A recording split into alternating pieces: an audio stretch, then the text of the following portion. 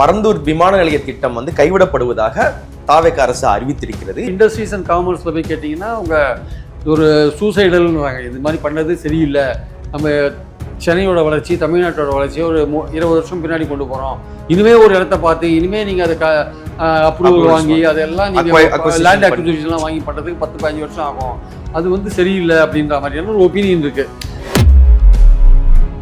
கூவத்தை நான் சுத்தப்படுத்துறேன், தூர் வாடுறதுனா கூட அங்க இருக்கவங்களை ரெலோகேட் பண்ண வேண்டி வரும். கருணாநிதி காலத்தில் ட்ரை பண்ணி கூவத்தில் பணத்தை கொட்டி வேஸ்ட் பண்ணிட்டாருன்னு தான் உண்மை, அது நடக்கலை.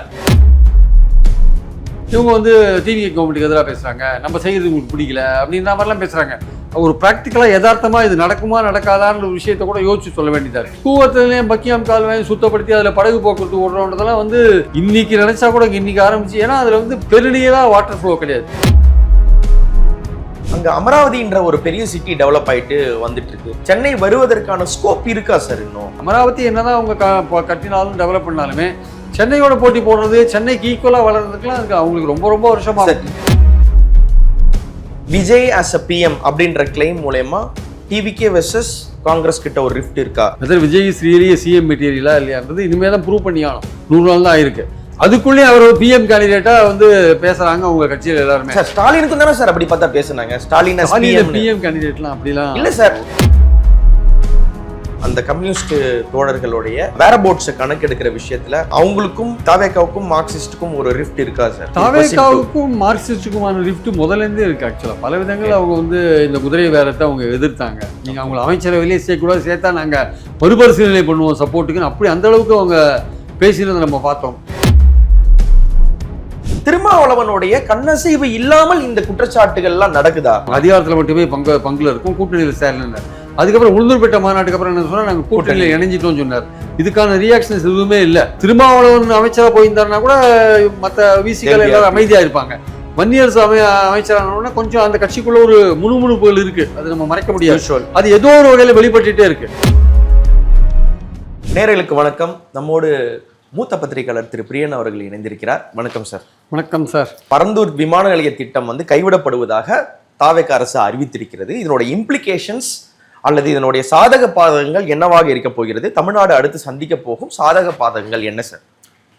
அதான் இந்த பரந்தூர் ஏர்போர்ட் இன்னைக்கு நேற்று விஷயம் இல்லை. 2007 சென்னைக்கு ஒரு இன்னொரு இன்டர்நேஷ்னல் ஏர்போர்ட் தேவை அப்படின்றது ஒரு பெரிய ஒரு இயக்கமாகவும் ஒரு இங்கே தொழில் துவங்குறவருடைய ஒரு முக்கியமான நோக்கமாகவும் இருந்ததை நம்ம பார்த்தோம். நம்ம ஸோ அதுக்கேற்றபடி இடங்கள் தேடுற விஷயங்கள்லாம் நடந்து கிட்டத்தட்ட 15-16 வருஷத்துக்கு அப்புறம் தான் ஒரு 4 இடங்கள் தேர்ந்தெடுக்கப்பட்டு அதில் பரந்தூர் அப்ரூவ் பண்ணாங்க. Airport authority of India approve பண்ணாங்க. அதில் லேண்ட் எடுக்கிற ப்ராப்ளம், விவசாயிகள் போராட்டம், அது கொஞ்சம் திமுக கவர்மெண்ட் அதை பேசி ஒரு மாதிரி ஒரு 1700 ஏக்கர் லேண்ட் எடுத்து அதில் ஒரு 2000 ஏக்கர் கவர்மெண்ட் லேண்ட் வேறு இருக்குது. மொத்தம் 5700 ஏக்கர் மொத்தம்.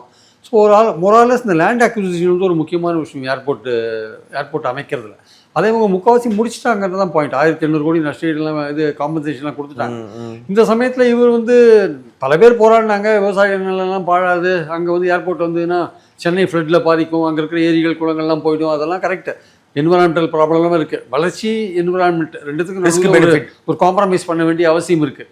அப்போது பண்ணும்போது இந்த இடத்துல ஒரு பாலிடிக்ஸ் விளையாடுது. ஆக்சுவலாக இவர் போய் பரந்தூரில் போய் என்ன சொன்னார், நான் இந்த ஏர்போர்ட்டை ஸ்டாப் பண்ணிடுவேன், உங்களை பாதிப்புக்கு உள்ளாக்க மாட்டேன், விவசாயிகளை காப்பாற்றுவேன்ற மாதிரி சொன்னார். அது அப்புறம் இவர் ஆட்சிக்கு வந்துட்டார். ஒருவேளை இவர் வரமாட்டேன்னு சொன்னார், என்னன்னு தெரியல, வந்துட்டார். இப்போ அதை நிறைவேற்ற வேண்டிய கட்டாயத்தில் இருக்கார். அது முக்கால்வாசி வேலை முடிஞ்ச பிறகு, லேண்ட் அக்விசிஷன்லாம் முடிஞ்ச பிறகு இந்த சமயத்தில் ஒரு முக்கியமான ஒரு டெவலப்மெண்ட் அந்த இடத்துல இந்த மாதிரி ஏர்போர்ட் பெரிய பெரிய ஃப்ளைட் A380 போன்ற ஃப்ளைட்ஸ்லாம், கார்கோ ஃப்ளைட்ஸ்லாம் வரதுக்கு வாய்ப்பு இருக்குது. மெட்ரோ லைன் எக்ஸ்டென்ஷனுக்கு வாய்ப்பு இருக்குது. பெங்களூர் அந்த காரிடார் டெவலப் ஆகிறதுக்கு வாய்ப்பு இருக்குது. ஏற்கனவே டெவலப் ஆன காரிடார் ஃபர்தர் டெவலப்மெண்ட்டுக்கு சான்ஸ் இருக்குது.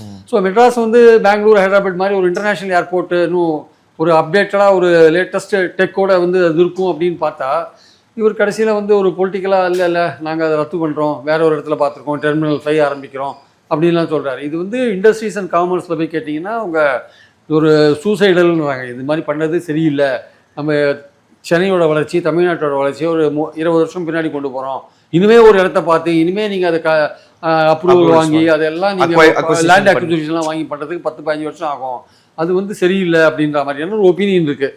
அப்போது பொலிட்டிக்கலாக இது பண்ணும்போது இது நல்லா யோசிச்சு தான் பண்ணப்பட்டதா, இல்லை ஒரு பொலிட்டிக்கலாக வந்து நம்ம சொல்லிட்டோம் ப்ராமிஸ் பண்ணிட்டோம் அதனால் பண்ணப்பட்டதா, ஒரு பர்டிகுலர் ஒரு வில்லேஜ் 2 வில்லேஜ் தான் இப்போ அப்ஜெக்ட் பண்ணுறாங்க, அந்த அவங்கள மட்டும் பேசி கன்வின்ஸ் பண்ணால் அது பெட்டராக இருந்திருக்கும் அப்படின்னு நிறைய பேர் ஃபீல் பண்ணுறாங்க.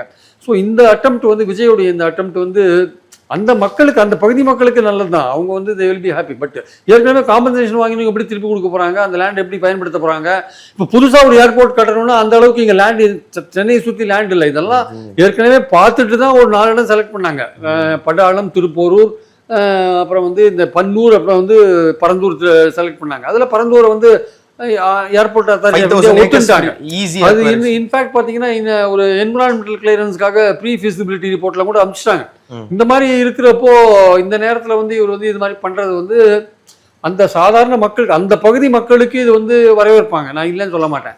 அதனால அதை எப்படி அந்த லேண்ட் இனிமேல் ஃபியூச்சர் யூஸ் பண்ண போறீங்க, எப்படி புதிய ஏர்போர்ட்டுக்கு நீங்க லேண்ட் கண்டுபிடிக்க போறீங்க, அதெல்லாம் இன்னும் another 10 வருஷத்துக்கு ஆகிறதுக்கான வாய்ப்புகள் இருக்கு. அப்போ இது வந்து ஒரு பக்குவம் இல்லாத ஒரு செயலோ, எதுக்கு இந்த அவசரப்பட்டு இதை பண்ணியிருக்காரு, இது சரியான்றது கேள்வி தொழில் சங்க தொழில் இண்டஸ்ட்ரீஸ் அண்ட் காமர்ஸ் இருக்கல, அந்த அசோசியேஷன்ஸ் இருக்குல்ல, அவங்க மத்தியில் வந்து ஒரு பெரிய பேசு பொருளாக மாறி இருக்கு.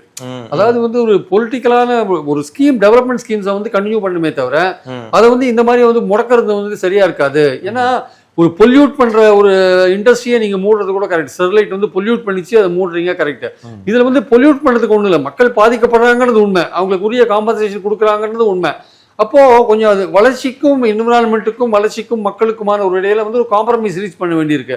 அதை பண்ணிருக்கலாம், விஜய் பண்ணிருக்கலாம், மிச்சம் மீதி கொஞ்சம் ஒர்க்கை பண்ணிருக்கலாம் அப்படின்றதான் பொதுவான கருத்தா இருக்கு. ஸோ இது வந்து இவர் எடுத்த இந்த முடிவுன்றது வந்து ஒரு பகுதி மக்கள்கிட்ட வந்து சென்னையுடைய வளர்ச்சியை விரும்புற, தொழில் வளர்ச்சியை விரும்புற, வேலை வாய்ப்புகளை விரும்புற மக்கள்கிட்ட வந்து அதிருப்தியை தோற்றுவிச்சிருக்கு. அந்த பகுதி மக்கள்கிட்ட வந்து இது வந்து வரவேற்கிறதுக்கான வாய்ப்புகள் இருக்கு. மக்கள் தான் தீர்மானிக்கணும். இதை வந்து இன்னும் கொஞ்சம் யோசிச்சு நல்ல முடிவா எடுத்துக்கலாம் என்பது என் கருத்து. ஒரு குற்றச்சாட்டு முன்வைக்கப்படுது என்னன்னா, இந்த பரந்தூர் ஏர்போர்ட் வராம போனதுல வந்து அண்டை மாநிலங்களுக்கு வந்து மிகப்பெரிய சந்தோஷம். ஏன்னா குப்பத்துல வந்து ஒரு புது ஏர்போர்ட் வர்றதா இருக்கு, ஸ்ரீகாகுளத்துல ஏர்போர்ட் பிளான் பண்றாங்க, அதற்கடுத்து பெங்களூரு ஏர்போர்ட் இப்போ ப்ராமினன்ஸ் அதிகமாக கெயின் ஆகுது, தமிழ்நாடோடைய லாஸ் வந்து சுத்தி இருக்கக்கூடிய நெய்பரிங் ஸ்டேட்ஸோடைய கெயின் அப்படின்னு சொல்றாங்க. இந்த குற்றச்சாட்டை வந்து மாண்புமிகு அமைச்சர் கீர்த்தனாட்ட வைக்கும்பொழுது அதெல்லாம் இல்லை, பேஸ்லெஸ் அப்படின்னு சொல்றாங்க. இது அண்டை மாநில உறவுகள் அல்லது அண்டை மாநில வளர்ச்சிகளை கணக்கில் கொள்ளும் பொழுது தமிழ்நாடு பின்தங்கக்கூடிய சூழலை இது கொண்டு போய் விட்டுருக்கா உண்மையிலே? சில இண்டஸ்ட்ரீஸ்லாம் இப்போ ஆந்திராவுக்கு போயிருக்குன்னு சொல்றாங்க. அது வந்து திமுக கவர்மெண்ட்லேயே போயிருக்குன்றது டிவிக்கு வாதமா இருக்கு. ஆனால் வந்து ஒரு இன்ஃப்ராஸ்ட்ரக்சரை கிரியேட் பண்ண வேண்டியது நம்ம பொறுப்பு. இன்ஃப்ராஸ்ட்ரக்சர் இல்லைன்றது உண்மை. ஏன்னா உங்களுக்கு பெரிய பெரிய மல்டிநேஷனல்ஸ்லாம் இங்கே வந்து இன்வெஸ்ட் பண்ணும்பொழுது அவங்க பல வசதிகளை எதிர்பார்ப்பாங்க. ஒரு குயிக்காக வந்து இப்போது கிளியரன்ஸ்லாம் குயிக்காக இருக்கணும். ஒரு இண்டஸ்ட்ரியல் ஹப் நடுவில் ஒரு ஏர்போர்ட் இருந்ததுன்னா அவங்களுக்கு அப்ரோச்லாம் ஈஸியாக இருக்கும், எல்லாமே அவங்களுக்கு ஈஸியாக இருக்கும். அதனால வந்து அந்த ஏரியா டெவலப் ஆகும். சென்னை, காஞ்சிபுரம், சென்னை, பெங்களூர் ஏரியாஸ் வந்து அந்த காரிடார் வந்து நல்ல டெவலப் ஆகிறதுக்கான வாய்ப்புகள் இருக்கு ஒரு ஏர்போர்ட் வந்ததுன்னா. அப்போ இந்த வாய்ப்பை நம்ம மிஸ் பண்ணிட்டோம்னா அடுத்தது இமீடியட்டா தமிழ்நாட்டுடைய பார்டர்ல குப்பம் இருக்கு, குப்பம் ஏர்போர்ட்டை அவங்க டெவலப் பண்ணுவாங்க. ஏற்கனவே வந்து வைசாக் பக்கத்துல போகோபுரம் ஒரு ஏர்போர்ட்டை டெவலப் பண்ணிட்டாங்க. அடுத்தது வைகாஸ்க்கு அந்த பக்கம் இருக்கிற ஸ்ரீகாகுளத்தை டெவலப் பண்ண போறாங்க, அது ரொம்ப பேக்வர்டு ஏரியா, அதை டெவலப் பண்ண போறாங்க. இந்த சைடு பார்த்தீங்கன்னா பெங்களூர்லேயும் அவங்க வந்து இன்னும் ஃபர்தராக வந்து ஹோசூரை ஓட்டின மாதிரி கூட ஒரு ஏர்போர்ட் கொண்டு வந்தாலும் கொண்டு வரலாம், சொல்ல முடியாது. ஸோ இந்த மாதிரிலாம் இருக்கிறப்போ சென்னையுடைய, தமிழ்நாட்டுடைய நஷ்டம் என்பது அவங்களுக்கு லாபமான ஒரு விஷயமா போகிறத நம்ம பார்க்குறோம். அதாவது இது வந்து இது நம்ம சாதாரண மக்கள் மத்தியில் வந்து இது ஏற்படுத்துகிற எஃபெக்டோட ஒரு இண்டஸ்ட்ரீஸ் நடத்துகிறாங்கல்ல, தொழிற்சாலைகள், சிறு குறு நடுத்தர தொழிற்சாலைகள், பெரிய தொழிற்சாலைகள் நடத்துகிறவங்க, அவங்க கிட்ட கேட்டு அவங்க சொல்கிறது தான் முக்கியமான விஷயம். அவங்க என்ன சொல்கிறாங்க, நம்ம வந்து 10-15 வருஷம் பின்னாடி போயிட்டோம், நம்ம டெவலப்மெண்ட் பின்னாடி போயிட்டோம், இது ஆந்திரா கர்நாடகாலாம் இதை ஒரு வாய்ப்பாக பயன்படுத்தி அவங்க வந்து டெவலப் பண்ணுறதுக்கான வாய்ப்புகள் நிறையா இருக்குது அப்படின்றாங்க. சென்னை ஏர்போர்ட்டை எந்த வகையிலையும் டெவலப் பண்ணுறதுக்கான வாய்ப்பே இல்லை. எந்த பக்கம் போனாலுமே அது ஒரு சைடு ஓடிஏ இருக்கு, ஒரு சைடு ஜிஎஸ்டி ரோடு, நந்தம்பாக்கம் நீங்க ஒரு ஏக்கரே வந்து 50 கோடி கிட்ட போயிடும். அது வந்து நீங்க அந்த இடத்துலலாம் நீங்க அவ்வளவு தூரம் டெவலப் பண்ணுறதுக்கான வாய்ப்புகள்லாம் இப்போ மறுபடியும் அங்கே இருக்கிற அப்ஜெக்ட் பண்ண மாட்டானா? அங்கே இருக்கிறவங்களுக்கு நீங்கள் நஷ்டஈடு கொடுக்க வேண்டாமா? எல்லாம் அப்படித்தானே, நீங்கள் எந்த இடத்துல எடுத்தாலும் நஷ்டஈடு கொடுக்கணும். இங்கே முக்கால்வாசி வேலை முடிஞ்சு போன பிறகு நீங்கள் இன்னொரு இடத்துல போய் புதுசாக இடத்த பார்த்து நஷ்டஈடு கொடுத்து அதை டெவலப் பண்ணுறது எப்படி இருக்கும்? அதனால இவங்க வந்து பொலிட்டிக்கலாக இதை பண்ணுறாங்க. ஒரு ப்ராமிஸ் கொடுத்தோன்னு பண்ணுறாங்க. கொடுத்த ப்ராமிஸ்லாம் சரி பண்ணிட்டாங்களா? 100% கடன் ரத்து நீங்கள் பண்ணி 6 சிலிண்டர் அன்னபூர்ணி, இப்போ 3 சிலிண்டர், அதுவும் 2.5 லட்சம் ரூபாய் வருட வருமானம், ஒரு மாதத்துக்கு 20,000 வருமானம் இருந்தாலும் கொடுப்பேன்றீங்க. இதெல்லாம் வந்து கொடுத்த வாக்குறுதின்னு சொல்லிட்டு நீங்க எல்லா வாக்குறுதியும் நிறைவேற்ற மாதிரி இருக்கீங்களா? தகுதி உடையவர்கள்லாம் நாங்க திமுக அரசு பார்த்த மாதிரி நாங்க பார்க்க சொல்ல மாட்டோம், எல்லாருக்கும் குடும்பம் சொன்னாங்க. ஒரு குடும்பத்துக்கு ஒரு 6 சிலிண்டர் சொன்னீங்கல்ல, இப்போ எல்லா குடும்பத்துக்கும் கொடுக்குறீங்களா? நீங்க உங்க கணக்குப்படியே 1,31,00,000 தான் கொடுக்குறீங்க. திமுக கவர்மெண்ட் என்ன சொன்னீங்க? நீங்க எல்லாருக்கும் கொடுக்குறீங்க, நீங்க உரிமை தொகை, நீங்க 1,31,00,000 பேருக்கு தான் கொடுக்குறீங்கன்னு கேட்டீங்கல்ல. நீங்க உங்களுக்கு அந்த அப்ளை ஆகாதா? உங்களுக்கு வந்தா ரத்தம், மற்றவங்களுக்கு வந்தா தக்காளி சட்னியா? சார், இன்னொரு முக்கியமான கேள்வி வருது. இப்போ ஒரு பரந்தூர் ஏர்போர்ட்டுக்கு இவங்க வந்து ஒரு தீவிர எதிர்ப்பு காட்டுறாங்க. காரணம் சொல்லப்படுறது என்னன்னா, அங்க விவசாயம் பாதிக்கப்படும், அங்க இருக்கக்கூடிய மக்கள் பாதிப்படைவாங்க. இந்த குற்றச்சாட்டை சொல்லும் பொழுது எனக்கு என்ன ஒரு கேள்வி இருக்குன்னா, இவங்க அந்த பக்கிங்ஹாம் கால்வாயை விரிவாக்கம் செய்வோம், கூவத்தை சுத்தம் செய்வோம்னு சொல்லும் பொழுது, இப்போ கூவத்தை நான் வந்து சுத்தப்படுத்துறேன், பக்கிங்ஹாம் கால்வாய் விரிவாக்கம் பண்றேன்னும் பொழுது இதே மாதிரியான ஒரு செட் ஆஃப் பீப்புள் அங்க என்ரோச்மெண்ட்ல இருப்பாங்க, இல்ல அவங்கள இடப்பெயர்வு செய்ய வேண்டி வரும், இல்ல தூர் வாடுறதுனா கூட அங்க இருக்க அவங்கள ரெலோகேட் பண்ண வேண்டி வரும். இந்த ஒரு ஏகனாபுரம்ன்ற ஒரு வில்லேஜை கரெக்டா கவனிக்க முடியாத அல்ல கணிக்க முடியாத ஒரு அரசு இந்த திட்டங்களை இப்ப எப்படி அணுகுன்ற ஒரு அச்சம் வர்றது வந்து இயல்பா இல்ல இது மிகைப்படுத்தப்பட்ட பயமா சார்? இல்லை, அதாவதுங்க, இந்த பக்கிங்ஹாம் கால்வாய், இந்த கூவம், இந்த அடையாறுலாம் வந்து சென்னையுடைய ட்ரைனேஜ் ஆக்சுவலாக ஃப்ளட் வாட்டர்ஸை வெளியில் அனுப்புறதுக்கான ஒரு விஷயம். பக்கிங்ஹாம் கால்வாய் வந்து மேன்மேட், அது மசூலிப்பட்டினத்துலேருந்து ஆரம்பித்து மரக்காணம் வரையே இருக்குது. ஆனால் இங்கிலீஷ்காரங்க காலத்தில் வெட்டின ஒரு கால்வாய் அது அப்போ வந்து படகு போக்குவரத்துக்கு அது பயன்படுத்தப்பட்டது. அந்த காலத்தில் அவ்வளோ வசதிகள்லாம் இல்லாத போது படகு போக்குவரத்துக்கு பயன்படுத்தப்பட்டது. அந்த காலத்தில் நல்ல மழை இருந்தது, கெனாலில் நிறைய வாட்டர் இருந்தது, எப்போதுமே படகு போக்குவரத்து போச்சு. ஆனால் காலப்போக்கில் என்ன ஆச்சுன்னு பார்த்தீங்கன்னா, அந்த கெனால்லேயே வந்து தண்ணி இல்லை, அங்கே சாக்கடைகள்லாம் கலந்து அங்கே கரைகளெல்லாம் என்க்ரோச்மெண்ட்லாம் வந்து பெரிய விஷயமாச்சு. கருணாநிதி காலத்தில் அதை ட்ரை பண்ணி கூவத்தில் பணத்தை கொட்டி வேஸ்ட் பண்ணிட்டாருன்னு தான் உண்மை. அது நடக்கலை. ஏன்னா வந்து உங்களுக்கு இப்போ அதில் எப்படி தண்ணி வரும்? மழை காலத்தில் வந்து தண்ணி வரும், வந்து கடலில் போயிடும். அதுக்கப்புறம் அதில் எப்படி தண்ணி வரும்? பேக் வாட்டர்ஸ், கடல்லேருந்து ஹைட் ஆகிடும்போது அலைகள் அதிகமாக வரும்பொழுது அந்த தண்ணி உள்ளே வரும். அது 15 நாளைக்கு ஒரு தடவை தான் அது வரும். அது எவ்வளோ தூரம் அது ஃபுல்லாக அந்த தண்ணி போகும், கெனால் ஃபுல்லாக போகும் சொல்ல முடியாது. அப்போ வருடம் முழுக்க ஒரு ஃப்ளோ, அதுலேருந்து வாட்டர் ஃப்ளோ இருக்குமானா சொல்ல முடியாது. சில இடத்துல வாட்டர் இருக்கலாம், சில இடத்துல வாட்டர் இல்லாமல் தரையை தட்டுற மாதிரி தரை கூட இருக்கலாம், சில இடத்துல காஞ்சி போய் கிடக்கலாம். இதை நம்பி நீங்கள் எப்படி படகு போக்குவரத்து அமைப்பீங்க? அப்போது ரவுண்ட் இயர் உங்களுக்கு அதில் வந்து தண்ணி இருக்கணும், ஒரு 4 அடி தண்ணி இருக்கணும், இல்லை 5 அடி தண்ணி இருக்கணுன்ற மாதிரியான நிலை வந்து இப்போ இல்லை. ஒரு காலத்தில் இருந்தது, இப்போ இல்லை. அதில் ஆக்சுவலாக இப்போ வந்து நீங்கள் சென்னையிலேருந்து மரக்காணம் வரையும் பார்த்தீங்கன்னா பக்கிங்ஹாம் கெனாலில் எல்லா இடத்துலையும் தண்ணி இருக்குன்னு சொல்ல முடியாது. பல இடத்துல சாக்கடை கலக்கிறது மட்டும் இல்லை, என்க்ரோச்மெண்ட் மட்டும் இல்லை, சில இடங்களில் வறண்டு போய் கூட கலக்கிறதுக்கான வாய்ப்பு இருக்குது. அதே தான் இங்கே நீங்கள் சென்ட்ரல்லேருந்து டுவர்ட்ஸ் ஆந்திரா வரையும் போய் பார்த்தீங்கன்னா கிட்டத்தட்ட அதே மாதிரியான வாய்ப்புகள் இருக்கிறதுக்கும் இருக்குது. ரெண்டாவது வந்து அந்த என்விரான்மெண்ட்டே சரியில்லாத இருக்கு. அங்கே சாக்கடையெல்லாம் கலக்குது, பல இடத்துல சாக்கடைகள் கலக்குது. அதனாலதான் இப்போ அந்த இடத்துல கலக்குது. எப்படி அணுகுவாங்கன்னு அது ரொம்ப கஷ்டமான காரியம் சார். இவங்க வந்து ரொம்ப நம்ம வந்து இவங்கெல்லாம் வந்து ஒரு ஐடியா சொன்ன பிறகு நீங்கள் விமர்சனம் பண்ணாங்கன்னா அவங்க என்ன சொல்கிறாங்க, இவங்க வந்து டிவி கவர்மெண்ட்டுக்கு எதிராக பேசுகிறாங்க, நம்ம செய்கிறது உங்களுக்கு பிடிக்கல அப்படின்ற மாதிரிலாம் பேசுகிறாங்க. ஒரு ப்ராக்டிக்கலாக யதார்த்தமாக இது நடக்குமா நடக்காதான்ற ஒரு விஷயத்த கூட யோசிச்சு சொல்ல வேண்டியதாக இருக்குது. அதனால் இதுக்கான வாய்ப்புகள் ரொம்ப ரொம்ப கம்மி.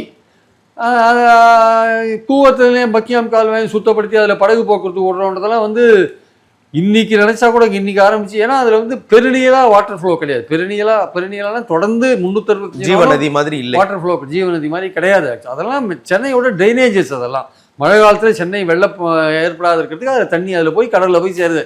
அவ்வளோதான் விஷயம். தர அதில் வேற ஒன்றுமே கிடையாது ஆக்சுவலா. சந்திரபாபு நாயுடு வந்து ஹைதராபாத் ஃபர்ஸ்ட் அவர் வந்த டைம்ல வந்து அந்த Hyderabad hi-tech city, internet city இந்த மாதிரி மாத்துறதுக்கு முன்னாடி வரைக்கும் சென்னைக்கு ஒரு ப்ராமினன்ஸ் இருந்தது. சென்னைன்னா சவுத் இந்தியான்னு எடுத்துக்கும் பொழுது பெங்களூர், சென்னை, அதற்கடுத்து தான் ஹைதராபாத் அப்படின்னு. இப்போ பெங்களூர் சென்னையை ஓவர் ஷேடோ பண்ணிட்டு அங்க அமராவதின்ற ஒரு பெரிய சிட்டி டெவலப் ஆயிட்டு வந்துட்டு இருக்கு. அந்த சிட்டியோட கம்பீட் பண்ற அளவுக்கு சென்னை வருவதற்கான ஸ்கோப் இருக்கா சார்? இன்னும் சென்னை இப்போவே வந்து நாட்டில் இருக்கிற ஏர்போர்ட்டில் வந்து 5ஆவது இடத்துல போயிடுது ஆக்சுவலாக. டெல்லி ஏர்போர்ட் வச்சு மட்டும் கேட்கல, on a wholesome level infrastructure as well as relief measures, storm water drainage ஆரம்பிச்சு ஒட்டுமொத்த கட்டுமானங்கள், வாழ்வாதார குறியீடுகள் அடிப்படையில் கேட்குறேன் சார். ஒரு அமராவதிக்கு நிகரான ஒரு நகரமாக போட்டி போடுறதுக்கு நம்மளுக்கு உண்மையிலேயே வலு இருக்கா சார்? சென்னை வந்து ஒரு ஓல்டஸ்ட் சிட்டிங்க. இது வந்து ஓல்டஸ்ட் சிட்டி. இதில் வந்து பல இன்ஃப்ராஸ்ட்ரக்சர்லாம் ஏற்கனவே இருக்குது. ஐடி கம்பெனிஸ் எல்லாமே டெவலப் ஆகிருக்கு. மின்னணு எலக்ட்ரானிக்ஸ் எக்ஸ்போர்ட்டில் தமிழ்நாடு தான் முதல்ல இருக்குது ஆக்சுவலாக வந்து. Okay. அதனால வந்து தமிழ்நாடு வந்து இந்தியாவோட ஜிடிபியில் 10% கான்ட்ரிபியூட் பண்ணிட்டு இருக்கு, கிட்டத்தட்ட 9.8 10% கான்ட்ரிபியூட் பண்ணிட்டு இருக்கு. அதனால வந்து தமிழ்நாட்டை வந்து நம்ம மட்டமாக இட போட வேண்டிய அவசியம் இல்லை. இது வந்து ஒரு வெல் எஸ்டாப்ளிஷ்டு ஸ்டேட். எந்த ஒரு பேராமீட்டர் நீங்கள் பார்த்தாலுமே வந்து மகாராஷ்டிரா குஜராத்துக்கு அடுத்தபடியாக தமிழ்நாடு இருக்கும், இல்லை முதல் மூணு இடத்துல இருக்கும், ரெண்டாவது ஒன்றாவதுல கூட இருக்கலாம், சொல்ல முடியாது. அதனால அமராவதி புதுசாக டெவலப் பண்ணுறாங்க, நீங்கள் தமிழ்நாட்டோட கம்பேர் பண்ண முடியாது. பட் தமிழ்நாடு இருக்கிற வாய்ப்புகளை இழந்துட்டு இருக்குன்றது தான் இங்கே பாயிண்ட். ஓகே, ஒரு டெவலப்மெண்ட் வந்துட்டு இருக்கும்போது பல விஷயங்கள் இங்க தொடர்ந்து வர வேண்டிய வாய்ப்பு இருக்கும்போது அது நழுவி கை நழுவி போறது இருக்குல்ல, அப்படி கை நழுவி போனாலுமே இன்னும் புதுசா இங்க நிறைய வரத்துக்கான வாய்ப்புகள் இருக்குன்றது உண்மை. அதனால அமராவதி என்னதான் அவங்க கட்டினாலும் டெவலப் பண்ணாலுமே சென்னையோட போட்டி போடுறது, சென்னைக்கு ஈக்குவலா வளர்றதுக்குலாம் அவங்களுக்கு ரொம்ப ரொம்ப வருஷமா அதுக்குள்ள சென்னை வந்து இம்ப்ரூவ் பண்றதுக்கான வாய்ப்புகள் இருக்கு நிறைய. given this fact, இந்த இவ்வளவு தூரம் நடந்த சென்னை வந்து இந்தியாவோட டெட்ராய்டா இருக்கு, 5-6 கார் கம்பெனி இருக்கு, அமராவதியில நீங்க கொண்டு முடியுமா? கொண்டு முடியாது. அது மாதிரி பல விஷயங்கள் இருக்கு. Okay, given this fact sir, இவங்க கிளைம் பண்ற அந்த 1.5 ட்ரில்லியன் எக்கானமின்றதை நோக்கி இந்த அரசு எப்படி நடைபோடும்னு எதிர்பார்க்குறீங்க சார்? எந்த மாதிரியான ஸ்கோப்ஸ் இருக்கு? ஏன்னா இவங்க அந்த 1,00,000 கோடி 100 நாட்கள்ல நாங்க முதலீடு கொண்டு வந்துட்டோம் அப்படின்னு இவங்க கிளைம் பண்ணதாகட்டும், அதுக்கு நிறைய பேர் அலோவ் பண்ணல. பட் ஸ்டில் அந்த கிளைம் ஆகட்டும், 1.5 ட்ரில்லியன் டாலர் நோக்கி போறோன்னு சொல்றதாகட்டும், நிகழ்ந்து கொண்டிருக்கக்கூடிய இந்த அரசு, இப்போ இருக்கக்கூடிய இந்த அரசு எந்த மாதிரியான ஸ்டெப்ஸ் எடுக்குதுன்னு நினைக்கிறீங்க சார்? இது ரொம்ப ஆரம்ப கட்டம் சார். அவங்க ஒரு இன்வெஸ்டர்ஸ் கான்ஃபரன்ஸே நடத்தியிருக்காங்க, அதில் சீஃப் மினிஸ்டரே பேசாதே போயிட்டார் ஒரு ஆக்சுவலாக. அது ஒரு ஆரம்ப கட்டம். அதனால 1,00,000 கோடி வந்திருக்குன்றது அது பிரேக்கப்லாம் அவங்க இன்னும் சரியாக தெளிவான ஒரு பிரேக்கப் இருக்கிற மாதிரி தெரியல. இதுக்கு முன்னாடி 32 லட்சம் கோடி வந்ததுன்னு ஸ்டாலின் அவர்கள் சொன்னார். அதனால் வந்து அதில் சில கம்பெனிஸ்லாம் ஓப்பன் பண்ணார் ஸ்டாலின் இருக்கும்போது. தூத்துக்குடியிலலாம் சில கம்பெனிகள்லாம் ஓப்பன் பண்ணார் அவர் ஆக்சுவலாக. ஆமாம், ஓப்பன் பண்ணார். பட் இவங்க வந்து ஒரு நம்பிக்கையோடு ஆரம்பிச்சிருக்காங்க. நம்ம வந்து எடுத்த உடனே இவங்களை குறை சொல்றது அர்த்தம் கிடையாது. So they have started with right ஏர்னஸ்டாக ஆரம்பிச்சிருக்காங்க. We have to wait and see. ஏன்னா உங்களுக்கு வந்து ஒரு MOU சைன் பண்ணி அதை வந்து நீங்கள் வந்து கிரவுண்டில் கொண்டு வந்து வேலை வாய்ப்புகளை கொண்டு வந்து நீங்கள் ப்ரொடக்ஷன் ஆரம்பித்து அந்த விஷயங்கள்லாம் இருக்குல்ல, அது it takes lot of time ஆக்சுவலாக. ஒரு 3 இயர்ஸ் ஆகும், மினிமம் ஆகும். அதனால் இப்போ MOU சைன் பண்ணிட்டாங்கன்றதுக்காக எல்லாமே வந்து அப்படியே கன்வெர்ட் ஆகிடும், எம்ப்ளாய்மெண்ட்டாக கன்வெர்ட் ஆகிடும், ப்ரொடக்ஷனாக கன்வெர்ட் ஆகிடும் நம்ம எதிர்பார்க்க வேண்டிய அவசியம் இல்லை. அது முயற்சி பண்ணுறாங்க. அது எவ்வளோ தூரம் வருது வரலன்றதுலாம் இனிமேல் அடுத்த 3 வருஷத்தில் இவங்க கொடுக்குற ஒத்துழைப்பை பொறுத்து இருக்கு, அவங்களோட ஆர்வத்தை பொறுத்து இருக்கு. அதனால் வந்திருக்கிறவரையும் அவங்க சொல்கிறவரையும் பாராட்டலாம். ஒரு முயற்சி வந்த 100 நாளில் ஒரு முயற்சி எடுத்தாங்கன்ற அளவில் பாராட்டலாம். இது மெட்டீரியல் சார்ந்த ஆலையான்றதை இன்னும் 2-3 வருஷம் வெயிட் பண்ணி தான் பார்க்கணும். Okay sir. Sir, coming to politics, ஒரு ரிஃப்ட் இருக்கா சார்? ஏன்னா all was good between TVK and கூட்டணி கட்சிகள். அவங்க எல்லாருக்கும் ஒரு லவிடவில் ரிலேஷன்ஷிப்ஸ் தான் இருந்தது. அதாவது திமுகட்டேருந்து அவங்க பிரேக் அவுட் பண்ணி வந்திருந்தாலும் கூட ஏர்னஸ்டான ஃபுல்லஸ்ட் சப்போர்ட் கொடுத்தாங்க. விசிகா ஆகட்டும், மார்க்சிஸ்ட் கம்யூனிஸ்ட் ஆகட்டும், கம்யூனிஸ்ட் இயக்கங்கள் ஆகட்டும், IUML ஆகட்டும், காங்கிரஸ் ஆகட்டும், எல்லாமே வந்து ரொம்ப ஏர்னஸ்ட் சப்போர்ட் கொடுத்துருந்தாங்க. ஆனால் விஜய் ஆஸ் அ PM அப்படின்ற கிளைம் மூலயமா டிவிகே வெர்சஸ் காங்கிரஸ் கிட்ட ஒரு ரிஃப்ட் இருக்கா? இது என்னுடைய கொஸ்டின் 1 சார். இன்னொன்று, அந்த குஜிலியம்பாறையில் அந்த கம்யூனிஸ்ட் தோழர்களுடைய வேரபோட்ஸை கணக்கெடுக்கிற விஷயத்தில் அவங்களுக்கும் தாவேகாவுக்கும் மார்க்சிஸ்டுக்கும் ஒரு ரிஃப்ட் இருக்கா சார்?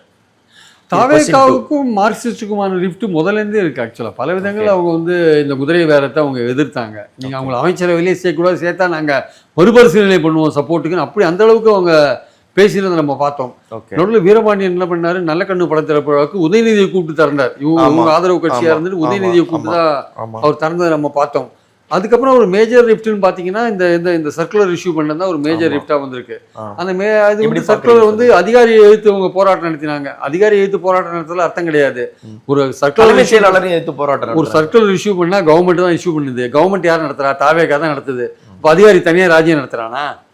தாவேகா கவர்மெண்ட் இஷ்யூ பண்ண சர்க்குலர் உங்க போராட்டம் சொல்ல மாட்டேங்கிறாங்க. அதான் சொல்லணும் கம்யூனிஸ்ட் இல்ல சார், நீங்க சொல்றீங்க. ஆனா சண்முகம் வந்து ரொம்ப காட்டமான அறிக்கை கொடுக்குறாரு. பிஜேபி அழுத்தம் கொடுக்கணும், இவங்க பண்றது கவர்மெண்ட் சொல்ல மாட்டேங்கிறாரு. அதான் இங்க பாயிண்ட். ஏன்? அதான் அவருக்கு என்னன்னா இன்னும் அந்த ஆப்ஷனை ஓப்பனா வச்சிருக்காரு. இந்த விஷயத்துக்கு நம்ம வந்து வித்ட்ராயல் வரையும் போகணுமா? நாங்கள் வேண்டுமா அதிகாரி வேண்டுமா? எனக்கு அதிகாரி தான்ப்பா வேணும். அவருக்கு எக்ஸ்டென்ஷன் கொடுத்து வச்சிருக்கேன் நான். ஆமா, உங்களை வந்து நோஸ் கட் பண்ணிட்டார்ல, சண்முகத்தை நோஸ் கட் பண்ணிட்டார்ல, எனக்கு அதிகாரி தான் வேணும். அப்போ நீங்கள் முடிவு எடுத்துக்கோங்க. நான் நீங்கள் வித்ட்ரா பண்ணணும் அப்படின்லாம் நான் சொல்ல வரல. உங்கள் போராட்டம் வந்து தமிழ்நாடு கவர்மெண்ட் நோக்கி இருக்கணும். தமிழ்நாடு கவர்மெண்ட் தான் அந்த ஆர்டரை போட்டுது. அவங்க உங்களை நோக்கி, தமிழ்நாடு கவர்மெண்ட் நோக்கி இல்லாம நீங்கள் வந்து அதிகாரியை எழுத்து ஆர்ப்பாட்டம் பண்ணுறதுல என்ன சார் அர்த்தம் இருக்கு? யாராவது ஒரு அதிகாரி இருக்கு அம்பை நோவதே அம்பை நோவதேன்ற மாதிரி தான். விஜயபாலை தாசில்தார் அவர் மேலே இருக்கவங்க சொல்லாத பண்ணியிருப்பாரா? எல்லாமே வந்து எஸ்எஃப்ஐ தடை செய்யப்பட்ட அமைப்பா, அது போராட்டம் நடத்துது, அது நியாயமான விஷயங்களுக்கு போராட்டம் நடத்துது. மற்ற மாணவர்கள் சேர்ந்தா என்ன ரீசன் இருக்க முடியும் சார்? இல்ல அவங்க டிசைட் பண்ணிட்டாங்க. இல்ல சார், எனக்கு என்ன கேள்வினா சார், இது வந்து ஒரு நக்சல் காரிடார்ல இருக்கிற ஸ்டேட் கிடையாது தமிழ்நாடு, இல்ல ஒரு பாகிஸ்தான் பார்டர்லயோ இருக்கிற ஸ்டேட் கிடையாது, ஸ்ரீலங்கால வந்து முந்தி மாதிரியான போர் பதட்டங்கள் எதுவும் கிடையாது, ஒரு மாதிரியான ஒரு அமைதி பூங்காவா இருக்கக்கூடிய ஸ்டேட். அப்படி இருக்கக்கூடிய ஒரு ஸ்டேட்ல இல்ல 1998 பாம் பிளாஸ்ட் சிச்சுவேஷன்ஸ் மாதிரி எதுவுமே கிடையாது. இப்படி இருக்கக்கூடிய ஸ்டேட்ல ஒரு கம்யூனிஸ்ட் ஆட்களுடைய பேரு ஊரு எல்லாமே கணக்கெடுப்பு எடுக்க வேண்டிய தேவை என்ன? நம்ம சர்க்குலர் பத்தி பேசுறோம், பட் முதல்ல அந்த தேவை என்ன சார்? இது யாருமே கிடையாது சார். அப்புறம் ஏன் சார் இது ஆரிஜினேட் ஆயிருக்கு? இது வந்து சென்ட்ரல்ல காக்ரோச் நடத்தினால போராட்டம். அதுக்கப்புறம் அங்க இருக்கிற மினிஸ்ட்ரி ஆஃப் ஹோம் ஒரு சர்க்குலர் எல்லாருக்கும் இஷ்யூ பண்ணிருப்போம். அங்க எல்லாம் கம்யூனிஸ்ட் எல்லாம் கலந்துனாங்கல்ல, எஸ்எஃப்ஐ, ஐசா எல்லாம் கலந்துனாங்க, ஆல் இந்தியா ஸ்டூடெண்ட்ஸ் அசோசியேஷன் எல்லாம் கலந்துனாங்க. அதனால அவன் என்ன பண்ணிருப்பான், பொதுவாக ஒரு சர்க்குலர் அமைச்சிருப்பான், இது மாதிரி எல்லா ஸ்டேட்லையும் நம்ம வந்து சொல்லி கொஞ்சம் எல்லாரையும் அலர்ட் பண்ணி வைக்கலான்ட்டு. அந்த சர்க்குலர் இங்க வந்தா இங்க இருக்கிறவங்களுக்கு அறிய வேண்டாமா? இங்க நம்ம கம்யூனிஸ்ட் ஆதரவோட அமைச்சரை போயிட்டு இருக்கீங்க, அமைச்சர் அரசாங்கம் நடந்துட்டு இருக்கு. அந்த எஸ்எஃப்ஐ பேரெல்லாம் எப்படி ஒரு சர்க்குலர்ல எஸ்எஃப்ஐ பேர் எப்படி சார் மென்ஷன் பண்ண முடியும்? எஸ்எஃப்ஐ தடை செய்யப்பட்ட இயக்கமா? அப்ப நீங்க அப்படி சீஃப் செக்ரட்டரி தானா பண்ணிருக்க மாட்டார். நிச்சயமா அதிகாரத்தில் இருக்கு. நேற்று மன்னிப்பு கேட்டிருக்காரு உயர்கல்வித்துறை அமைச்சர். எதுக்கு மன்னிப்பு கேட்கறீங்க? உங்களுக்கு தெரிஞ்சுதான் அனுப்பப்பட்டதா? அதனால வந்து இது வந்து அரசாங்கம் தான் பொறுப்பு, அதிகாரி பொறுப்பு கிடையாது. இது சென்ட்ரல் கவர்மெண்ட்லேருந்து ஒரு சர்க்குலர் வந்திருந்தா கூட அதை அப்படியே கம்யூனிகேட் பண்ணும்போது நீங்க வந்து கொஞ்சம் யோசிச்சு பண்ணணும். இது என்ன கவர்மெண்ட் நடக்குதுங்க, யார் சப்போர்ட் பண்றாங்க, அதெல்லாம் யோசிச்சு தான் பண்ணணும். நீங்க வந்து பாஜக கவர்மெண்ட்ல வந்து என்ன வேணா பண்ணுவாங்க, அது மாதிரி நீங்க பண்ண முடியுமா? அதே மாதிரி கவர்மெண்ட் நீங்க நினைச்சிட்டீங்களா? சாய்குமார் அதே மாதிரி நினைச்சிட்டாரா? இல்ல பாஜக கவர்மெண்ட் சாய்குமார் நினைச்சிட்டாரா நம்ம சென்ட்ரல்ல இருந்து ஒரு சர்க்குலர் என்ன வேணா பண்ணலான்ட்டு? பாஜக கவர்மெண்ட் கவலை இல்லை, 22 மாநிலத்தில் அவங்க இருக்காங்க, கவலையில அவங்க என்ன சர்க்குலர் வந்தாலும் அப்படியே ஃபார்வர்ட் பண்ணுவாங்க. சார் எனக்கு அப்படியே இருக்கீங்க. இல்ல எனக்கு என்னன்னா சார், இது இப்போ உதாரணமா இப்போ ஒரு மெட்ரோபாலிட்டன்ல இப்போ ஒரு சென்னை, மதுரை, கோயம்புத்தூர், திருச்சி இதெல்லாம் வந்து ஒரு ஹாட்ஸ்பாட்ஸ் இல்ல ஒரு மிக முக்கியமான சிட்டிஸ், அதனால இவங்க பண்றாங்கன்னா புரிஞ்சுக்கலாம். அவுட் ஆஃப் ப்ளூ ஏன் சார் குஜிலியம்பாறையில போய் ஆரம்பிக்க வேண்டிய நெசசியேஷன்? இது குஜிலியம்பாறைன்றது இல்ல சார், இது எல்லாருக்குமே போயிருக்கோம். அது முதல்ல குஜிலியம்பாறை ஆக்ட் பண்ணிட்டாரு, அவ்வளவுதான் விஷயம். ஓகே, இது circular might have Khan to all collectors. Okay, அப்ப எல்லாருக்கும் போய் எல்லா தாசில்தாருக்கும் போயிருக்கோம். குஜிலியம்பாறை ரொம்ப ரைட் ஆனஸ்டா ஆரம்பிச்சிட்டார் விஷயத்தை, அவ்வளவுதான். வேற ஒண்ணு, எல்லாருக்கும் இந்த சர்க்குலர் போயிருக்கோம். அந்த தாசில்தாருக்கு போயிருக்காங்க, எல்லாருக்கும் போயிருக்காதா? எல்லா மாவட்ட கலெக்டருக்கும் போயிருக்கோம். ஏன்னா அதுல என்ன சொல்றாங்க, மாவட்ட கலெக்டர், வருவாய்த்துறை, காவல்துறை 3 பேரும் ஒருங்கிணைந்து பார்க்கணும்.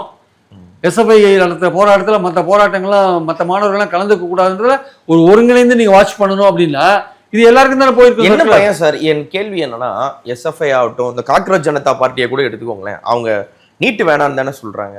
நீட் எங்களுக்கு தேவை, அரசும் அந்த நிலைப்பாடுல தானே இருக்கு. அப்படின்னும் பொழுது both of them are in same pages தானே சார்? அதுதான் கேக்குறாங்க, அதுதான் சார் கம்யூனிஸ்ட் கேக்குறாங்க. நீங்களும் நீட்டு வேலைன்றீங்க, நாங்களும் நீட்டுக்கு எதிராக தான் போராடுறோம், எங்களையே அடக்குறீங்க போட்டு, நாங்க போராட்டம் நடத்த இடையே கொடுக்க மாட்டேன்றீங்க. நீட்டு பிரச்சாரத்துக்கே வந்து திராவிடர் கழகத்தோட நீட் எதிர்ப்பு பிரச்சாரத்துக்கே இடம் கொடுக்க மாட்டேன்றீங்க, அதையும் தடை பண்றீங்க. ஏன் நீட் போராட்டத்தை தடை பண்ணீங்க? சிபிஐ ஆஃபீஸ்ல போய் போராட்டம் பண்ண வேண்டிய அவசியம் வந்தது ஏன்? மெரினா எதுக்காக மெரினாவெல்லாம் லாக் பண்ணீங்க? இப்போ என்ன பயம்? நீங்க நீட்டுக்கு எதிராக தானே இருக்கீங்க. அப்ப அமைதியான ஒரு போராட்டத்தை நீங்க வந்து தமிழ்நாடு நீட்டுக்கு எதிராக இருக்குன்னு காமிக்கிற ஒரு வாய்ப்பை நம்ம மிஸ் பண்ணிட்டோம்ல, மக்கள் மூலமா காமிக்கிற ஒரு வாய்ப்பை மிஸ் பண்ணிட்டோம்ல. நீங்க மெரினாவை திறந்து விட்டுட்டீங்கன்னா ஜல்லிக்கட்டு மாதிரி ஒரு பெரிய கூட்டத்தை காமிச்சிட்டு போல நீட் வேண்டான்றத. ஏன் நீங்க அதை முடக்கிட்டீங்க போட்டு? அதை முடக்கிட்டீங்களே நீங்க. ஒரு பெரிய மக்கள் எழுச்சியை காமிச்சிருக்கலாம் நீட்டு வேண்டான்ற விஷயத்த. நீங்க ஏதோ வந்து போராட்டம்னாலே அது கலாட்டம் நடக்கும், அது வந்து அரசாங்கத்துக்கு எதிரான விஷயம் ஏன் நினைக்கிறீங்க? இது வந்து நீட்டுக்கு எதிரான ஒரு விஷயம் நீங்க நினைக்க. நீங்களும் நீட்டுக்கு எதிராக இருக்கும்போது இந்த போராட்டத்தை அடக்க வேண்டிய அவசியம் என்ன? அப்போ நீங்க யாருக்காக இருக்க வேலை செய்யறீங்க நீங்க அப்படின்னு கேள்வி கேட்கிறாரு. அப்படின்னு சண்முகம் கேள்வி கேட்கிறார். கேட்கிற கேள்வி கரெக்ட் தானே. நீட்டுக்கு எதிராக இருந்துட்டு போராட்டத்தை உடைக்கணும்னு என்ன அர்த்தம்? வன்முறை கூடாதுன்றது வேற விஷயம்.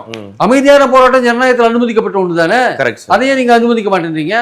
Correct sir. சார் எனக்கு அப்போ இந்த கம்யூனிஸ்டுகளை பொறுத்த மட்டும் தாவேக்காவுடைய பார்வை என்னவா இருக்குன்னா, இவங்க இருந்தாலும் பரவாயில்ல இல்லாட்டியும் பரவாயில்ல அளவுக்கு அவங்க வந்துட்டாங்க. ஆனா என்னன்னா கொஞ்சம் டைம் தேவையா, அந்த சேச்சுரேஷன் வந்துருச்சு அந்த வந்துட்டாங்க சார். எனக்கு டைம் காங்கிரஸ் பொறுத்த மட்டும் அந்த மாதிரி தான், அதுதான் வரணும்னு இருந்தேன். ஏன்னா இவங்க இப்ப காங்கிரஸ் வந்து எனக்கு மே 4 இந்த காங்கிரஸினுடைய தேவை எங்களுக்கு இருக்கு அப்படின்னு தாவேக்காவும் சொல்லல, எங்களுக்கு காங்கிரஸ் போகணும் அப்படின்னு சொல்லி திமுகவும் சொல்லல. முதல் ஆளாக இம்ப்ராம்டுவா கிட்டத்தட்ட காங்கிரஸ் தான் போய் என்ன பண்றாங்கன்னா போய் சப்போர்ட் பண்றாங்க. அதுக்கு அவங்க சொல்ற ரீசன் வந்து பாஜக ஆட்சி வந்துடக்கூடாது, இன் டர்ம்ஸ் ஆஃப் கவர்னருடைய ஆட்சின்ற அடிப்படையிலேயோ இல்ல வேற ஏதாவது ஒரு ப்ராக்சி கவர்மெண்ட் செட் பண்றதோ இல்ல அந்த பீப்புள் மேண்டேட்ன்றது மிஸ் ஆகுறதோ போயிடக்கூடாது, அதற்காக ஜனநாயக காவலர்களாக நாங்க போய் இறங்குறோம்னு சொல்லி காங்கிரஸ் வந்து ஒரு ஸ்டாண்ட் பாயிண்ட் எடுக்கிறாங்க சார். இப்போ இது ஒரு பக்கம் வைக்கிறேன். இன்னொரு இடத்துல வந்து கொஞ்ச நாள் முன்னாடி சட்டமன்றத்துல என்ன சொல்றாங்கன்னா தமிழன் தான் பிரதமர் ஆகணும் அப்படின்னு ஆதவர்ஜனா சொன்னதுக்கு ஒரு சின்ன எதிர்ப்பு வந்தது. அதற்கப்புறம் தொடர்ந்து பாத்தீங்கன்னா Vijay as prime minister candidate அப்படின்றத இவங்க தாவேக்கா ப்ரொபகேட் பண்ணிக்கிட்டே இருக்கவும் மாணிக்க தாகூர் ஒரு ஸ்டார்க் ரியாக்ஷன் கொடுக்குறாரு. என்னன்னா நாங்க மட்டும் இல்லைன்னா நீங்க மினிஸ்டராகவே ஆயிருக்க முடியாது, அது போல ஞாபகம் வச்சுக்கோங்கன்னு. அடுத்து கார்த்திக் சிதம்பரம் வந்து இப்ப அண்மையில என்ன சொல்லியிருக்காருன்னா குதிரை பேரத்தை எதிர்க்கிறன்ற டோன்ல பேசுறாங்க. என்ன சார் ஒரு ஒரு ஒரு ஹனிமூன் ரிலேஷன்ஷிப் மாதிரி போயிட்டு இருந்தது. What happen all of a sudden? என்ன பிரச்சனை? ஒருவேளை திமுகவுக்கு போக எய்மா இல்ல ராகுல் அல்லாது விஜயை ப்ரொஜெக்ட் பண்றதுனால வர்ற இன்செக்யூரிட்டியா சார்? இல்லை, அதாவது தாவேக்கால வந்து முதல்ல வந்து சிஎம் வந்து அவர் சிஎம் மெட்டீரியல் தானே இன்னும் ப்ரூவ் பண்ணவே இல்லை. அதுக்கே இன்னும் டைம் நிறைய தேவைப்படுது. அதாவது விஜய் ஸ்ரீலிய சிஎம் மெட்டீரியலா இல்லையான்றது இனிமேல் தான் ப்ரூவ் பண்ணி ஆகணும். 100 நாள் தான் ஆயிருக்கு. அதுக்குள்ளே அவர் பிஎம் கேண்டிடேட்டா வந்து பேசுறாங்க அவங்க கட்சியில் எல்லாருமே. சார் ஸ்டாலினுக்கு தானே சார் அப்படி பார்த்தா பேசுனாங்க. ஸ்டாலின் பிஎம் கேண்டிடேட்லாம் அப்படிலாம் இல்ல சார், அது தொண்டர்கள் சொல்றது இயல்பு தானே சார். அது ஒருத்தர் 2 பேர் பேசுவாங்க. இங்க வந்து ஆர்ச்சர்டேட்டடா வந்து பண்றாங்க, எல்லாருமே திட்டமிட்டு பண்றாங்க. இங்க ஆக்சுவலா மந்திரிகள்ல இருந்து கீழே இருக்கிறவங்க எல்லாருமே வந்து பிஎம். அப்புறம் வந்து ரீல்ஸ் எல்லாம் நார்த் இந்தியாவில் ரீல்ஸ் சொல்றாங்க, இந்தியில ரீல்ஸ் சொல்றாங்க, மிரட்டிய விஜய் அது மாதிரிலாம் போடுறாங்கல்ல. அது வந்து காங்கிரஸுக்கு ரொம்ப தர்ம சங்கடமா இருக்கு. ஆக்சுவலா அங்க காங்கிரஸ் ஹைகமாண்ட்ல கேட்கறாங்க, ஹிந்தி பேசுற மாநிலங்கள்ல இருந்து நம்ம கூட்டணியில இருக்கோம், நம்ம கூட்டணிக்கு சப்போர்ட் பண்ணிட்டு இருக்கோம், நம்ம அந்த தலைவர் பிஎம் ப்ரொஜெக்ட் பண்ணா அப்ப நம்ம எதுக்கு இருக்கோம், நம்ம நேஷனல் பார்ட்டி நம்ம அப்படின்னு அங்க கேள்வி கேட்கறாங்க. அப்போ அவர் வந்து ப்ரொஜெக்ட் பண்றதை நம்ம எப்படி அலோவ் பண்ண முடியும்ன்றது அவங்களுக்கு காங்கிரஸ் ஹைகமாண்டுக்கு ப்ரெஷர் கொடுக்குறாங்க. இவரெல்லாம் சொன்னது கரெக்ட். நீங்க வந்து காங்கிரஸ் மட்டும் போய் சேரலைன்னா வந்து காங்கிரஸ் சேர்ந்தது திமுக செஞ்ச துரோகம்ன்றதுல கருத்து வேறுபாடு கிடையாது. ஆனா அங்க போய் காங்கிரஸ் சேர்ந்தது 67க்கு அப்புறம் ஒரு அதிகாரத்துல பங்கு இருந்தது அவங்களுக்கு ஒரு பெரிய விஷயம், ஒரு எம்பி கிடைச்சது பெரிய விஷயம். ஆனால் அவங்க சொல்ற ஒரு விஷயம் உண்மை. அதாவது வந்து அந்த மெஜாரிட்டி காங்கிரஸ் போய் மெஜாரிட்டி காமிக்கலைன்னா, காங்கிரஸ் சேரலைன்னா கூட 118 அவர் சொல்லியிருந்தாருல அர்லேக்கர், அது முதல்ல காங்கிரஸ் போனோம்னா ஒரு கான்ஃபிடன்ஸ் வந்தது ஆக்சுவலா. அப்போ அது நடக்கல வச்சுக்கோங்களேன். அமித்ஷா வந்து அந்த அவர் பிளான் அதிமுக ஆட்சியில் உட்கார வச்சுட்டு திமுக சப்போர்ட் பண்ற பிளானை எக்ஸிக்யூட் பண்ண ஆரம்பிச்சிருப்பாங்க. அப்போ இவருடைய பார்ட்டியை வந்து இவர் கதையை முடிச்சிருப்பாங்கன்னு அமித்ஷா இவர் சொல்றாரு, மாணிக் தாகூர். அது கரெக்ட். கிட்டத்தட்ட அது அந்த மார்ச் 5, 6, 7, 8 நடந்த விஷயங்கள். ஒண்ணு அதிமுக உள்ள உட்கார வச்சு வெளியில இருந்து திமுக சப்போர்ட் பண்றது, இல்ல அதிமுக இல்ல திருமாவளவன் சிஎம்மா போட்டு அதிமுக உள்ள மினிஸ்ட்ரியில இருந்து வெளியில இருந்து திமுக சப்போர்ட் பண்றது. இதுக்கெல்லாமே பின்னாடி பிஜேபி. ஏன்னா இவ விஜயை விட்டா 15 வருஷம் இவர் உட்காந்துருவாரு, இவர் உட்காரவே விடக்கூடாதுன்ற எண்ணத்துல இவங்க 2 பேர் பண்ண வேலை. அது நல்ல வேலை காங்கிரஸ் போனதுனால, அதுக்கப்புறம் வந்து இவங்க யாரும் ஐயூஎம் எல்லாம் அதுக்கு ஒத்துக்காதனால, சிபிஎம் எல்லாம் ஒத்துக்காதனால அவங்க டக்குனு இந்த ஐடியாவை புரிஞ்சுன்னு அவங்க இது ஜனநாயகத்தில் சரியான ஒரு விஷயம் கிடையாதுன்னு டிவிகேவை போய் சப்போர்ட் பண்ணினாங்க. அப்போ உண்மையிலேயே அந்த விஷயம் நடந்ததுன்னா டிவிகேவோட இதுக்கு அப்போ அர்லேக்கர் என்ன சொன்னாரு, 118 யார் கொண்டாலும் நான் வந்து ஆட்சி அமைக்க கூப்பிடுவேன், அதிமுக யார் வந்தாலும் பரவாயில்லன்னு சொன்னாரா? அப்போ கரெக்ட் தான். அப்போ அந்த 3 நாட்கள் நடந்ததுங்க. தமிழ்நாடோட அரசியல் வரலாற்று ரொம்ப முக்கியமான விஷயங்கள்லாம் நடந்திருக்குங்க. அது தெரிஞ்சவங்க வந்து யாருன்னு பாத்தீங்கன்னா திருமாவளவன், பழனிசாமி, ஸ்டாலின், சபரீசன், உதயநிதி, அப்புறம் ஒரு ப்ரமோட்டர். இவங்கெல்லாம் தான் இதை பத்தி நல்லா தெரிஞ்சவங்க. டெல்லியில வந்து அமித்ஷாவோட அவங்க ஆட்கள் இதெல்லாம் தான் தெரிஞ்சவங்க. ஒரு நாள் இந்த உண்மைகள் வெளியில வரும். அந்த 3 நாட்கள்னு ஒரு புக் வெளியில வருதா இல்லையான்னு பாருங்க. அந்த 3 நாட்கள் கண்டிப்பா வரும். தமிழ்நாட்டு அரசியல் அந்த 3 நாட்கள்ல பலவிதமான அரசியல் குழப்பங்கள் நடந்தது. விஜயை தெருத்துருவா அலைய விட்டார் கவர்னர். அவர் அங்க போனார், இங்க போனார், அவரை பார்த்தாரு, இவரை பார்த்தாருன்னு கடைசியில் 118 பிடிச்சுவார். இப்ப அவருக்கு என்னன்னா அவசரத்துக்கு அவங்க எல்லாம் வந்து சேர்ந்தாங்க, ஆட்சி அமைச்சாரு. இப்ப என்னன்னா இவங்க வச்சிருக்கிறது அவருக்கு வந்து கஷ்டமா இருக்கு. ஏன்னா பாஜகவோட நெருக்கமா இருக்க விரும்புறாரு, நிதி வாங்குறது போன்ற விஷயங்கள்ல. ஆமா, டீலிமிட்டேஷன் அமித்ஷா பார்த்தோன்னு ஸ்டாண்ட மாத்திட்டார்ல. அதனால இப்போ பாஜகவோட நெருக்கமா இருக்க விரும்புறாரு. அந்த நெருக்கமா இருக்கிறது இவங்க விட மாட்டாங்க கூட்டணி கட்சிகள். அப்ப இவங்க எப்படி தள்ளி விடுறதுன்னு பாக்குறாரு. அப்போ அதிமுக இருந்து ஆட்கள் வந்தா, அந்த காலியான இடங்கள்ல பை எலெக்ஷன் நடந்தா அந்த பை எலெக்ஷன் வின் பண்ணது மூலமா மெஜாரிட்டி கொண்டு வர முடியுமான்னு ஒரு ட்ரை பண்றாரு. அந்த பை எலெக்ஷன் லேட் ஆயிட்டு இருக்கு. இதை புரிஞ்சு என்ன பண்றாங்க, பை எலெக்ஷன் டிலே பண்ணிட்டு இருக்காங்க. எலெக்ஷன் 4 மாநில தேர்தல் வரும்போது பிப்ரவரியில பிப்ரவரி மாசம் தான் பண்ணுவாங்க போல் இருக்கு. அப்ப பிப்ரவரி மாசம் வரையும் இதை தள்ளின்னு போவார் விஜய். சரி, இப்படியே தள்ளின்னு போற ஒன்றும் பேச மாட்டார். கூட்டணி கட்சிகளுக்கு அவர் வெளியில அனுப்புறது உறுதி. அவருக்கு மெஜாரிட்டி வர்றதுக்கு தான் வெயிட் பண்ணிட்டு இருக்காரு. அது வரையும் வந்து கம்முன்னு இருப்பார், அமைதியா இருப்பார், எதுவும் பேச மாட்டார். சார், எனக்கு இதுல தொடர்புடைய ஒரு கேள்வி இருக்கு சார். திருமாவளவன் வந்து என்ன சொல்லியிருந்தாரு, ஆர்எஸ்எஸ் பெற்ற கை குழந்தை தான் தாவேக்கான்னு ஒரு ரொம்ப கிரிட்டிசிசம் ரொம்ப ஸ்டார்க்கா வச்சிருந்தாங்க. பட் அவங்களோட போய் சேர்ந்தது எல்லாம் நமக்கு தெரியும், விச் இஸ் ஃபேர். ஆனா அவர் என்ன பண்றாரு, இப்போ உளுந்தூர்பேட்டையில் ஒரு மாநாடு நடத்துறாங்க, தமிழ் தேசிய எழுச்சி மாநாடுன்னு சொல்லி. அந்த மாநாட்டுல வந்து என்ன பிரகடனப்படுத்துறாங்கன்னா, நாங்க வந்து தாவேக்காவோட கூட்டணியில் பயணிக்கிறோம், இனி வரப்போற தேர்தலையும் நாங்க அவங்களோட தான் பயணிக்க போறோம் அப்படின்னு சொல்றாங்க. இதற்கு முதலமைச்சர் விஜய் கிட்ட இருந்து எந்த ஒரு வரவேற்பு ட்வீட்டோ இல்ல ஒரு இதோ இல்ல. திருமாவளவன் போய் திரும்ப விஜய் பாக்குறாரு, அது சம்பந்தமான ட்வீட்டோ இல்ல அது சம்பந்தமான ஒரு செய்தி குறிப்போ எதுவும் வர்றதும் இல்ல. இப்படி இருக்கக்கூடிய ஒரு சூழல்ல தாவேகாவோட 2ஆம் கட்ட நிர்வாகிகள், அப்போ ஒரு நம்ம விசிகாவுடைய ரஜினிகாந்த் ஆரம்பிச்சு, சிந்தனை செல்வன்ல ஆரம்பிச்சு, பென்ஜி மோசஸ்ல ஆரம்பிச்சு, ஷானவாஸ்ல ஆரம்பிச்சு, எல்லாருமே தாவேகா அரசு மேல ஒரு காட்டமான குதிரை பேர குற்றச்சாட்டு வைக்கிறாங்க. பிஜேபியோட ப்ராக்சி கவர்மெண்ட் நடக்குதுன்ற குற்றச்சாட்டு வைக்கிறாங்க. திருமாவளவனுடைய கண்ணசைவு இல்லாமல் இந்த குற்றச்சாட்டுகள் எல்லாம் நடக்குதா, இல்ல ஒரு ஆழம் பார்க்கிறாரா சார் இங்க இருந்து கிளம்புறதுக்கு? ஷானவாஸ் தான் அதுல அழுத்தமா வைக்கிறார். ஆக்சுவலா மற்றவங்க எல்லாம் சில விஷயங்களை அதிருப்தி தெரிவிக்கிறாங்களே தவிர. என்னோட கேள்வி, விசிகா வாண்டடாக போய் அந்த கூட்டணி ஆஃபர் பண்ணியும் கூட விஜய் ஏற்றுக்கொள்ளாததனுடைய சூழலை எப்படி புரிஞ்சுக்கிறது? அவர் முதல்ல மாமல்லபுரத்துல மீட்டிங் போட்டதுக்கு அப்புறம் வெளியில என்ன சொன்னாரு, கூட்டம் தான் நடந்ததே தவிர கூட்டணி உருவாகலைன்னு சொன்னாரு. அதிகாரத்துல மட்டுமே பங்குல இருக்கும், கூட்டணியில சேரல. அதுக்கப்புறம் உளுந்தூர்பேட்டை மாநாட்டுக்கு அப்புறம் என்ன சொன்னா, நாங்க கூட்டணியில இணைஞ்சிட்டோம் சொன்னார். இதுக்கான ரியாக்ஷன்ஸ் எதுவுமே இல்ல, விஜய் கிட்ட இருந்து எதுவுமே கிடையாது. விஜய் இல்ல, ஆதவ் இல்ல, யாருமே இல்ல. அதனால அவங்களுக்கு சில அதிருப்திகள்லாம் இருக்கு சார். அவங்களுக்கும் சில அதிருப்திகள்லாம் இருக்கு. அவங்க விடுதலை சிறுத்தைகளுக்குள்ளேயே வன்னி அரசு அமைச்சராக இருக்கிறதுல அவங்களுக்குள்ள கருத்து வேறுபாடுகள்லாம் நிறைய இருக்கு. அமைச்சர்கள் அதுல இன்னும் சீனியர்ஸ்லாம் நிறைய பேர் இருக்காங்க, அவங்களுக்கான வாய்ப்புகள் கிடைக்கல. ஆனா இவர் எம்எல்ஏவா வந்துட்டாரு. இதுக்கப்புறம் இதுக்கு இன்னொரு எம்எல்ஏ இப்பதான் கட்சியில சேர்ந்தாரு, அதனால அவர் குடுக்கல வச்சுக்கோங்க. அதனால அவருக்கு இயல்பாவே அமைஞ்சு போச்சு. திருமாவளவன் அமைச்சரா போயிருந்தாருன்னா கூட மத்த விசிகள் எல்லாரும் அமைதியா இருப்பாங்க.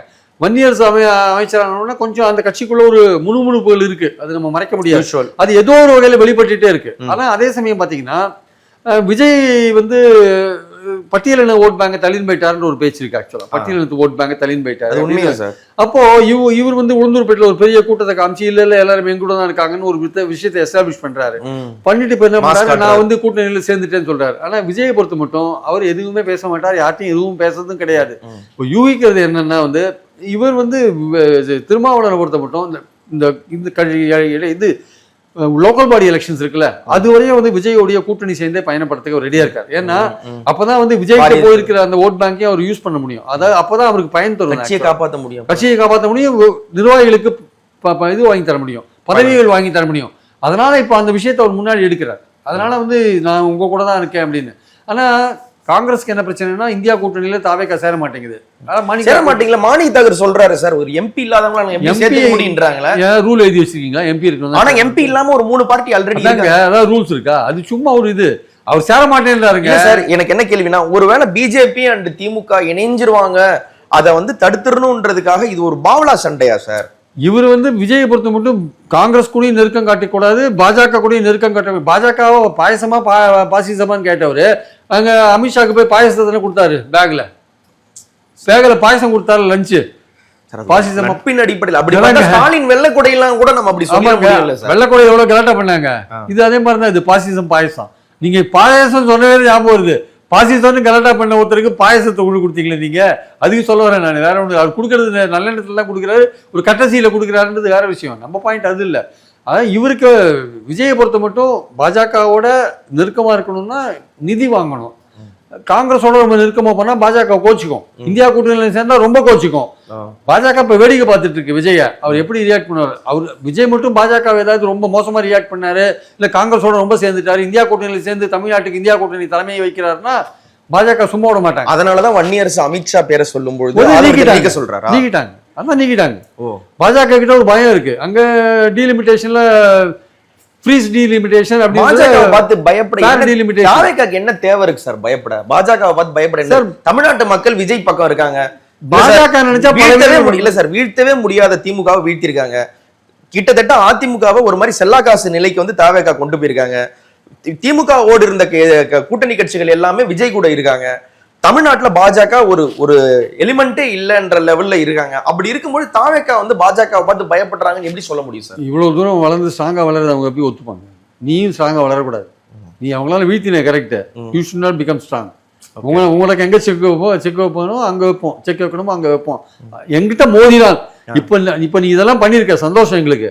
ஆனா எங்கிட்ட நீ மோத ஆரம்பிச்சா, இல்ல எங்களுக்கு பிடிக்காத காரியங்களை பண்ண ஆரம்பிச்சா, நாங்க ஒண்ணு எங்க வைக்கணுமோ கவர்னர் மூலமா என்ன பண்ணணும், சிபிஐ என்கொயரியில என்ன பண்ணணுமோ பல விஷயங்கள் எங்ககிட்ட இருக்கு. அதனால அப்புறம் ஏதாவது ஒரு வழக்கு பதிவாச்சுன்னா அதை என்போர்ஸ்மெண்ட் உள்ள தள்ளுவோம். யாராவது ஒருத்தர் கோர்ட்ல எவ்வளோ டெண்டர் விட போறாங்க, அந்த டெண்டர்ல ஏதோ ஒரு பிரச்சனை வந்தது, அறப்போர் இயக்கம் கோர்ட்டுக்கு போச்சுன்னா எஃப்ஐஆர் ஃபைல் பண்ணாங்கன்னா உள்ள என்போர்ஸ்மெண்ட் வரதுக்கான வாய்ப்பு இருக்கு. எதுவுமே சொல்ல முடியாது இல்ல. அதனால ஒரு ஆட்சி நடக்கும்போது எதுவுமே சொல்ல முடியாது. அதனால எதுக்கு மத்திய அரசை பகச்சிக்கணும் அப்படின்ற எண்ணம் இருக்கு. பயப்படுறதுன்றது வேற, ஒரு இணக்கமா போறதுன்றது வேற. இதுல வந்து பயப்படுற லெவல்ல போயிட்டாங்களோ. நயினார் நாகேந்திரன் என்ன பேசினாரு, எவ்வளவு மோசமா பேசினாரு. மத்தவங்க மேல வழக்கு போட்டீங்க, கைது பண்ணீங்க. நயினார் நாகேந்திரன் அது ஒரு வியூகம் சொல்றாரு சார் அருண்ராஜ். அது ஒரு வியூகம். அவர் பயம் பாஜகவோட மாநில தலைவர் பயம், அவரை பார்த்து பயம். அவரை அரெஸ்ட் பண்ணீங்கன்னா அங்க டெல்லியில எதிரொலிக்கும்னு பயம், வேற ஒண்ணும் கிடையாது. சரி, அனிதா ராதாகிருஷ்ணன் மார்க்கண்டேயன் பிடிச்சி உள்ள போட்டீங்க, உதயநிதியை தஞ்சாவூர் வரைக்கும் கூட்டு போனீங்க. அப்போ உங்களுக்கு நயினார் நாகேந்திரன் அதோட மோசமான பேசினாரு, ரொம்ப மோசமா பேசினார்ல. அவர் ஏற்கனவே இன்னொரு தடவை இதுக்கு முன்னாடி நடிகையை ஒப்பிட்டு மோசமா பேசினாரு, இப்போ இன்னொரு தடவை மோசமா பேசியிருக்காரு. அப்போ அவர் மேல வழக்கு போறதுக்கு உங்களுக்கு என்ன பிரச்சனை? ஏன் பயப்படுறீங்க? வசவாளர் வாழ்கன்னு அண்ணா பாணியில இருக்காருன்னு எடுத்துக்கூடாது. அப்படின்னா 12 பேர் மேல வழக்கு போட்டீங்களா? அவங்களாம் வசவாளர்கள் தான் வாழ்ந்துட்டு ஏன் வழக்கு போட்டீங்க?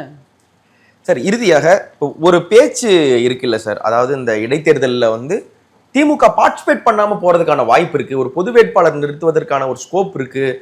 திமுக பார்ட்டிசிபேட் பண்ணா அது வந்து தாவேகாவுக்கு பின்னடைவா, தாவேகாவுக்கு அட்வான்டேஜா போயிட வாய்ப்பு இருக்கு.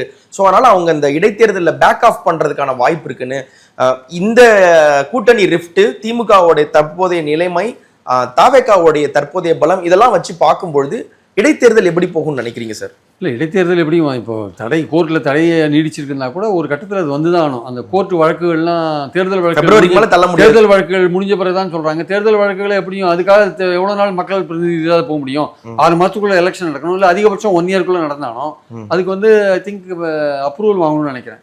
ஸோ ஒரு பக்கம் அது இருந்தால் கூட இந்த இடைத்தேர்தலை பொறுத்த மட்டும் அதை மனசில் வச்சு தான் வந்து பிஜேபி இந்த விஷயங்கள்லாம் இடைத்தேர்தலை வின் பண்ணுறதுக்காக தான் அந்த வாக்குறுதிகள், ஒரு சவரன் நகை, மோதிரம், அப்புறம் வந்து இந்த பெண்களுக்கான பயணம், அப்புறம் வந்து கேஸ் சிலிண்டர், எல்லாமே வந்து அதை மனசில் வச்சு தான் இதெல்லாம் பண்ணுறாங்க. ஏன்னா அவங்களுக்கு வந்து அதிகமான இடங்கள் பெற்று தங்களுக்கு தாங்களே ஒரு மெஜாரிட்டி ஒன்று தான் ட்ரை பண்ணுறாங்க. அதே சமயம் இந்த கவர்மெண்ட் என்னென்ன சொல்லி தான் ஆட்சிக்கு வந்தாங்களோ, பாலியல் வன்கொடுமை அது இந்த ஆட்சியில் இருக்கு, சட்டம் ஒழுங்கு மோசம் அதுவும் இந்த ஆட்சியில் இருக்கு, காவல் மரணங்கள் அது இந்த ஆட்சியில் இருக்கு, கடன் ஒரு பெரிய பிரச்சனை அது இந்த ஆட்சியில் இருக்கு, ஆணவ கொலைகள் இந்த ஆட்சியில் இருக்கு. அப்போ மற்ற கட்சிகள் இதை சொல்லி பிரச்சாரம் பண்றதுக்கான வாய்ப்புகள் இருக்கு. டிஎம்கே பேக் ஆஃப் பண்ணுவாங்களான்னு பண்ண மாட்டாங்க. இவ்வளவு விஷயங்கள் இருக்கும்போது ஏன் பேக் ஆஃப் பண்றாங்க? அவங்க ஃபைட் பண்ணுவாங்க. அந்த ஒரு முக்கிய எதிர்கட்சி வந்து பேக்கப் பண்ணாங்கன்னா அது வந்து கடந்த காலத்துல அதை பண்ணோம், இப்ப பண்ணோம், அவங்க பண்ணாங்க, இவங்க பண்ணாங்கன்னு சொல்லலாம். பட் இந்த தாவேக்காவை வைத்து இவங்க பேக்கப் பண்ணாங்கன்னா அது வந்து அந்த திமுகவுடைய பலவீனத்தை தான் சொல்லும். எதா இருந்தாலும் மோதி பார்க்கறது பெட்டர். மோதி பார்த்து நீங்க மக்களுடைய பாராமீட்டர்ல மக்களுடைய எண்ணம் எப்படி இருக்குன்னு தெரியணும்ல. அதனால தாவேக்காவோட மோதி பார்க்கறது பெட்டர். அதுக்கு வந்து திமுக காமன் கேண்டிடேட் போறதோ இல்ல அவங்க திமுக கேண்டிடேட் மத்தவங்க சப்போர்ட் பண்றாங்களோ முக்கியம் இல்ல. டிவிகே கவர்மெண்ட்டை விமர்சிக்கிறதுக்கான விஷயங்கள் நிறைய இருக்கு. இப்பவே கேஸ் சிலிண்டர்ல நீங்க 1,31,00,000 பேருக்கு தான் கொடுக்குறீங்க. திமுக ஆட்சியை பார்த்து என்ன கேள்வி கேட்டீங்க? உரிமை தொகையை 1 கோடி பேருக்கு ஏன் கொடுக்கலன்னு கேட்டீங்களா இல்லையா? அப்ப நீங்களும் எல்லா குடும்பங்களும் கொடுக்குறேன்னு சொன்னீங்கல்ல கேஸ் சிலிண்டர். இன்னைக்கு ஏன் 1,31,00,000 பேர் கொடுத்தீங்க? அப்போ 1 கோடி பேர் என்னாச்சு அவங்களுக்கு என்ன? அப்போ அதெல்லாம் சொல்ல வேண்டிய அவசியம் இருக்குல்ல மக்கள்கிட்ட. இப்ப கடன் வாங்குறது நீங்க ஏன் வாங்குறீங்க? கடன் 1,22,200 கோடி. திமுக வந்து ஏதோ கடன்லயே மகாபாவம் செஞ்சுட்டாங்கன்னு பேசுறீங்க, நீங்க ஏன் கடன் வாங்குறீங்க? இதெல்லாம் திமுகவுக்கு சொல்ல வேண்டிய அவசியம் இருக்குல்ல மக்கள்கிட்ட. திமுக போட்டி போட வேண்டிய அவசியம் இருக்கு. அது வந்து தோக்குறதோ ஜெயிக்குதோ எதிர்கட்சியா இருக்கிறது வந்து நிச்சயமா ஆளுங்கட்சியுடைய குறைபாடுகள், அவங்க செய்ய தவறியவை போன்ற விஷயங்களை மக்கள்கிட்ட கொண்டு போறதுக்கு இடைத்தேர்தல் ஒரு வாய்ப்பு. அது கொண்டு போகணும். தோக்குறது ஜெயிக்கிறது அடுத்த கட்டம். அது செய்யாத இருந்தாங்கன்னா ஜனநாயகத்துல அந்த அவங்க கடமையை தவறின மாதிரியான ஒரு விஷயம் தான் வரும். நன்றி சார், உங்களுடைய பரந்துபட்ட கருத்துக்களுக்கு.